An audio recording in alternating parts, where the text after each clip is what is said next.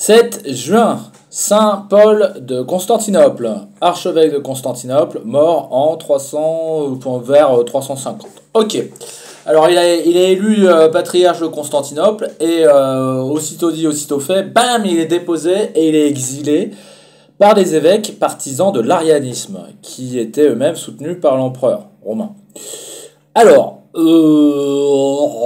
ok, donc le gars il se fait virer parce que il y a une querelle théologique en fait, doctrinaire, qui finit par avoir une importance politique.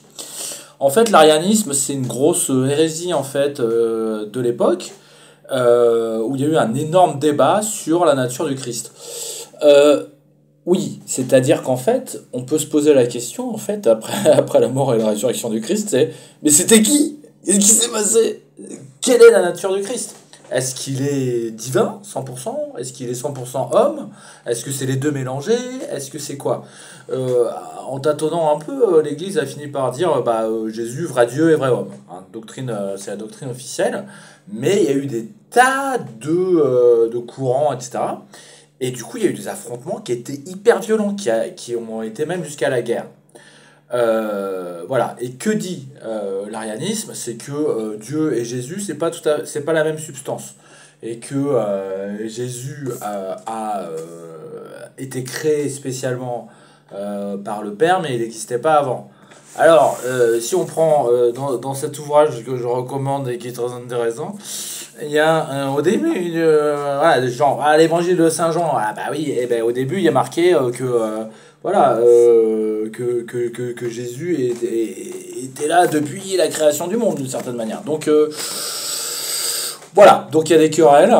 Voilà, et finalement, c'est intéressant parce que ça montre que le statut, pour voir l'histoire de l'Église, le statut du Christ a été quelque chose qui a été progressif. Hein.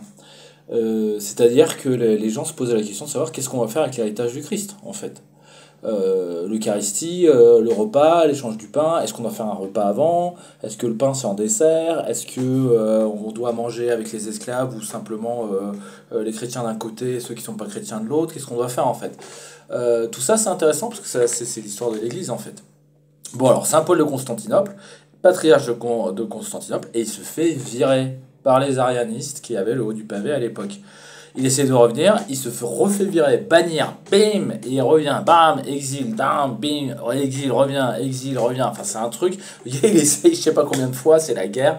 C'est un moment de tension extrême en fait, parce que c'est le moment où l'Église se définit. Hein.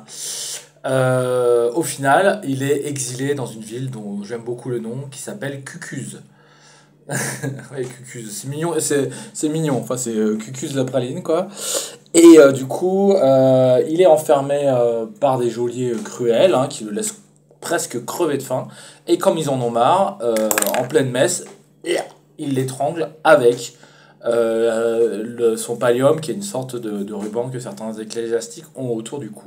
Donc finalement, c'est quelqu'un qui a été patriarche de Constantinople et qui a été viré, qui est revenu, qui est viré, revenu, viré, revenu. Il essaye, non, ça marche pas, c'est un truc, c'est sans fin en fait finalement.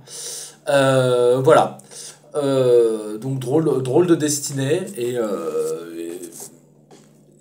et hyper maltraité évidemment et humilié et martyrisé par des bourreaux pas très sympas comme beaucoup de martyrs. Voilà, bon, c'était aussi l'occasion de faire un petit point sur les origines de l'Église hein, et les débats féroces qu'il y a eu. Ça pouvait être hyper violent, comme dans ce cas-là. Les partisans d'Arius, donc de Arius, un moine, les partisans de l'arianisme, contre les partisans qui ne soutenaient pas l'arianisme, qui étaient, je lis, des antisubordinationnistes trinitaires, c'est joli, qui en fait, après, ont été appelés orthodoxes, tout simplement. Simplement la voie droite, n'est-ce pas? Et finalement, c'est les orthodoxes qui ont gagné, et l'arianisme, maintenant, ça existe quasiment plus, enfin, c'est extrêmement minoritaire. Voilà, pour me donner une idée de l'intensité des débats. Hein, et ce pauvre Saint Paul de Constantinople, il en a fait les frais jusqu'à la mort en martyr.